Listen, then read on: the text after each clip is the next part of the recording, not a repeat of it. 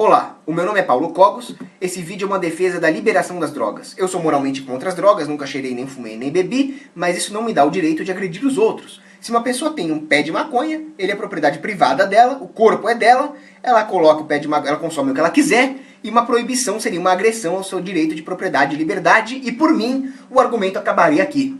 Ludwig von Mises nos alertou para o perigo de dar para o Estado o poder de controlar o que as pessoas podem ou não consumir. Isso geraria uma escalada da repressão. Ele poderia proibir álcool, hambúrgueres ou qualquer coisa que não fosse uma ração pré-definida pelo Estado, ou te obrigar a fazer exercício físico em frente a uma teletela do livro 1984. Lew Rockwell faz uma brilhante analogia com o divórcio, que é imoral, que causa muito mais dano para as famílias do que as drogas, mas uma lei que proibisse o divórcio seria desastrosa. O Estado poderia interferir na vida privada como nunca antes, vigiando baladas, festas, exigindo certificado de casamento para entrar no motel. E é o que acontece na guerra contra as drogas, que está corroendo as nossas liberdades e a nossa privacidade financeira, se intrometendo na nossa vida privada, invadindo barraco e favela, invadindo nossos carros. Vejam as metanfetaminas, era um remédio como outro qualquer, foi proibido. O Estado começou a regular as farmácias. Os remédios ficam para trás dos balcões, o que prejudica o idoso, regula o estoque das farmácias, o que aumenta o preço, prejudicando o pobre, proíbe ingredientes para remédio da gripe e até rastreamento eletrônico dos clientes que compram remédio para gripe. Economia da proibição. Prostituição, agiotagem, jogo do bicho, narcóticos, sindicatos, o que todos eles têm em comum? Além de serem antros de violência, eles são proibidos ou fortemente regulamentados pelo Estado. Não acontece isso no mercado de queijo, mas se o queijo fosse proibido, só foras da lei estariam nesse mercado. Exemplo histórico.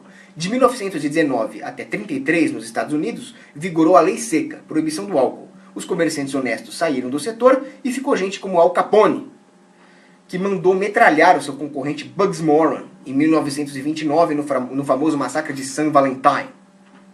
Hoje isso é impensável. Ninguém imagina o CEO da Heineken mandando metralhar o CEO da Budweiser.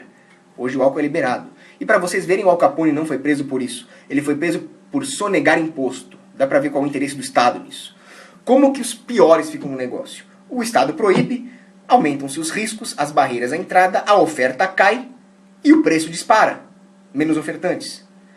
As margens de lucro disparam. A margem da cocaína, por exemplo, é de 17.000%. E ficam as pessoas mais propensas ao crime, à ilegalidade, as pessoas mais capazes de sobreviver no submundo do crime por serem mais inescrupulosas. Não podendo recorrer a meios lícitos de resolução de conflito como os tribunais, elas recorrem à violência e acontece uma militarização da indústria proibida. E aí nós vemos as guerras no México, no Rio de Janeiro. As pessoas dizem que isso acontece porque o Estado é muito ausente. Não. Isso acontece porque o Estado é muito presente, ele está lá proibindo a droga. Isso impede que empresas honestas, com boa reputação diante de instituições creditícias, com capital acumulado, impede que elas vão lá na favela e montem uma loja com vidros blindados, com seguranças ex-fuzileiros navais que protejam a loja e eles vendam drogas de qualidade a preços competitivos para a população que queira comprar, o que desbancaria o cartel dos traficantes. Mas não, o Estado está lá presente, impedindo que isso aconteça. Um comerciante de queijo num bairro perigoso não tem esse problema. Mesmo ele não sendo protegido pelo Estado, que é ineficiente, o simples fato de não ser proibido já ajuda. Além disso, o Estado fornece mão de obra para o crime. Com as suas leis trabalhistas, regulações, impostos, ele cria escassez artificial de mão de obra no mercado lícito e ele flui para o mercado ilícito. E esse mercado violento é um mercado dos sociopatas. É uma meritocracia avessa, onde o mais violento, o mais criminoso se dá bem. Se nós liberássemos as drogas, a figura do barão da droga e seu exército de facínoras seria substituída por outra figura. Um surfistão que largou a faculdade, brigou com o pai e acabou se dando bem na vida quando montou uma barraca de maconha na praia e ele vende, surfa. Um cenário muito melhor do que essas guerras e crimes tenebrosos. O Estado, além de tudo, com essa guerra contra as drogas, ele gera pobreza, porque aumenta-se muito os gastos na guerra contra as drogas. Tá vendo isso aqui? A linha azul é a demanda por droga nos Estados Unidos ao longo de 40 anos. Nada mudou. Mas a linha verde são os gastos. Essa coisa gigante aqui. 1,5 trilhão. E não adiantou nada. Há um atravancamento jurídico dos tribunais que deviam estar resolvendo crime de verdade e estão lá vendo quem está com maconha. Recursos policiais. O policial devia estar lá matando o estuprador, sequestrador, homicida. Tá lá vendo quem tá vendendo maconha, quem tá lá vendendo droga. 50% das prisões efetuadas nos Estados Unidos por causa de posse de maconha. E em relação ao Departamento de Defesa, que devia estar lá protegendo o território, eles estão lá cuidando de narcóticos. Aviso aos militares, vocês estão cortando a cabeça de uma hidra e ele está nascendo 10 cabeças no lugar. Os traficantes não têm um centro de gravidade clausewitziano que você possa atacar e resolver o problema. Eles são difusos, é como a hidra. O controle disso exigiria gastos cada vez maiores, controles cada vez maiores. Isso ia destruir a sociedade.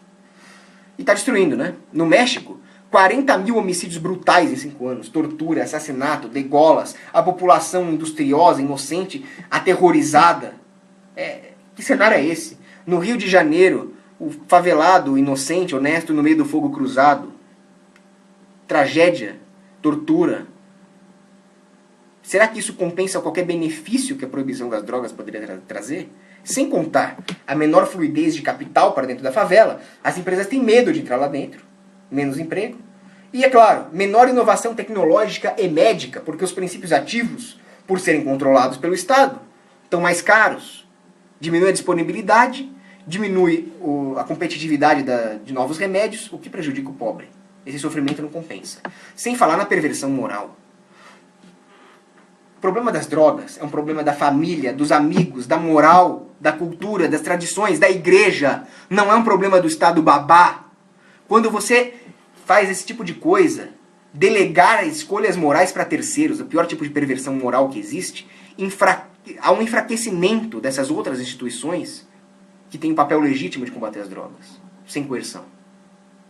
Olha o que aconteceu em Portugal. Eles liberaram as drogas e diferente do que previam, a demanda foi freada pelo fato de eles terem lá em Portugal religiosidade, costumes e tradições. Foi isso que segurou. E é isso que tem que segurar. Há uma perversão moral da polícia, cujo papel é defender a vida, a liberdade e a propriedade e não agredir quem está consumindo maconha. Quem financia aqui é você! É você que financia essa merda aqui! Isso é antiético. Condenar o traficante à morte lá em Singapura. O traficante não é um criminoso a priori. Ele é um comerciante. Ele só é criminoso se ele se envolver em agressão à vida, liberdade e propriedade. Há uma perversão do seguinte. O drogado é visto como um criminoso porque ele financia o crime. Mas o que tem que fazer? Você tem que ser caridoso com ele. Tem que ajudar ele a sair dessa vida. Eu tenho uma amiga viciada em maconha. Eu dou conselho para ela. Eu quero tirar ela dessa vida. Eu quero o melhor para ela. Mas essa propensão à caridade, ela é corroída pelo Estado, que faz as pessoas verem o drogado como inimigo. Claro, quando a pessoa está com droga, você não chega perto dela, né? Era bem melhor quando as drogas eram liberadas. Há também uma perversão social, né? Um fascínora desgraçado, como o Chapo Guzmán lá no México, é visto como um herói, porque ele cria um Estado paralelo, que é mais eficiente que o Estado normal, que é sempre ineficiente, e ele é visto como um Robin Hood. Mas não, ele é um assassino, ele devia ser morto. Perversão moral, agora não dá nem para culpar a população. A culpa é do Estado. Quando as drogas eram liberadas, até o início do século XX era assim, era muito melhor. Tinha remédios à base de coca, de ópio, de heroína, de cocaína, e não houve nenhum outbreak zumbi por causa disso. Isso vai acontecer hoje, porque drogas cada vez piores estão surgindo no mercado. Isso se chama efeito autoridade. O Estado proíbe um produto, a população busca alternativas mais baratas e piores em qualidade, diferente do que acontece no mercado. As drogas têm essa função recreativa, de dar prazer. O mercado procuraria desenvolver drogas que dão prazer com pouco efeito colateral. Quando o mercado é proibido, acontece o contrário. Acontece, por exemplo, as metanfetaminas, que são horríveis, que é chamada de cocaína do pobre, fácil de fabricar. Aconteceu na lei seca. Houve uma proliferação de bebidas misturadas que faziam mal. A coca virou cocaína, que virou crack, que virou oxi. O ópio virou heroína, que virou crocodilo, uma droga russa. A pessoa se decompõe em vida quando usa essa droga. Nem queiram ver as fotos disso, credo. Quem quer proteger o drogado devia ser a favor de liberar as drogas. Porque como é que o drogado vai processar um fabricante que adulterar a droga dele? Não tem como. Cadê as certificadoras de risco, de toxicidade, de qualidade da droga? Não tem. Então é um absurdo isso. Droga faz mal. Chocolate, álcool, comida, videogame, sexo, exercício físico, trabalho, tudo isso pode fazer mal em excesso e vicia. Abuso de medicamentos vicia e mata. Keynes, é uma droga, faz mal, e eu não sou a favor de proibir porque eu sou a favor da liberdade de expressão. Outros dizem que as drogas vão nos contaminar, porque as empresas vão colocar droga na comida para gerar mais mercado para isso, com os viciados. Ridículo! As empresas têm uma reputação a zelar. Se elas fizerem isso, elas estão fora do mercado e podem até ser condenadas à morte por fazer isso. O traficante não tem esse problema. Mesmo porque, com a margem de lucro muito alta dos traficantes, eles têm a questão do retorno do cliente marginal. Eles não têm escrúpulos em arregimentar mais clientes, matando o concorrente ou contaminando crianças, porque o retorno é muito alto e o custo marginal de se eliminar um concorrente é muito baixo. É só mandar matar e não pega nada. No livre mercado as empresas não vão poder fazer isso. Por falar em criança, vai poder vender droga para criança? Não. Eu até provoco os libertários nisso. Não. Vai ser proibido vender drogas para as crianças, assim como pedofilia vai ser proibido.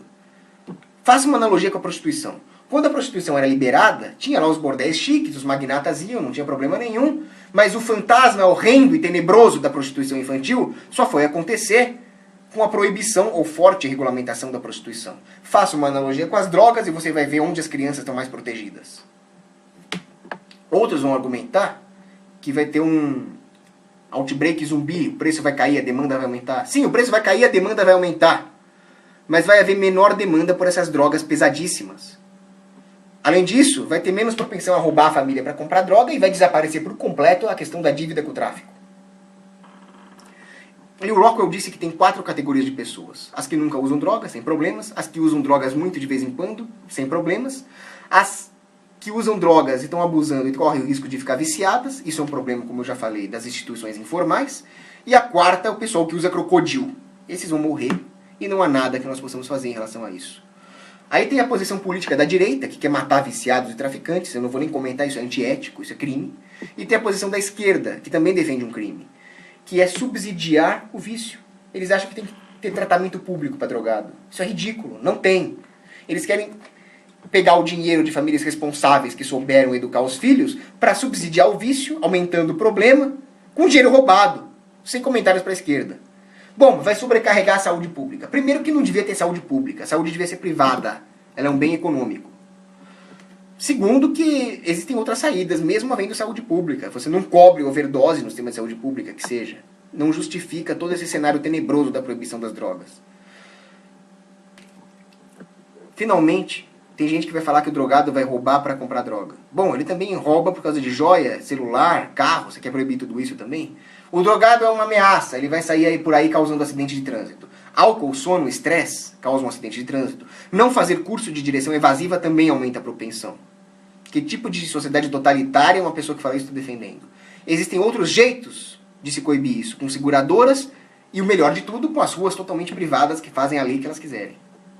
Agora, se liberar as drogas, essa maravilha toda, por que não liberam? Primeiro, porque tem o interesse do Estado em relação ao fisco. Eles vivem de imposto, eles são parasitas. E aí aumenta-se os impostos. As agências de defesa do Estado, defesa entre mil aspas, elas usam a guerra contra as drogas como lobby para aumentar o seu próprio orçamento. Quem assistiu o filme Tropa de Elite 2 vê o problema da aliança entre o Estado e o tráfico para conseguir votos, currais eleitorais. E finalmente tem o interesse das grandes corporações. O cânhamo já foi usado para fabricar vela de navio, corda de navio, indústria papeleira e até substituto de petróleo. As corporações petrolíferas, madeireiras, algodoeiras têm todo o interesse em manter as drogas proibidas. E, é claro, o interesse das indústrias de cigarro e álcool que não querem mais um concorrente direto no setor.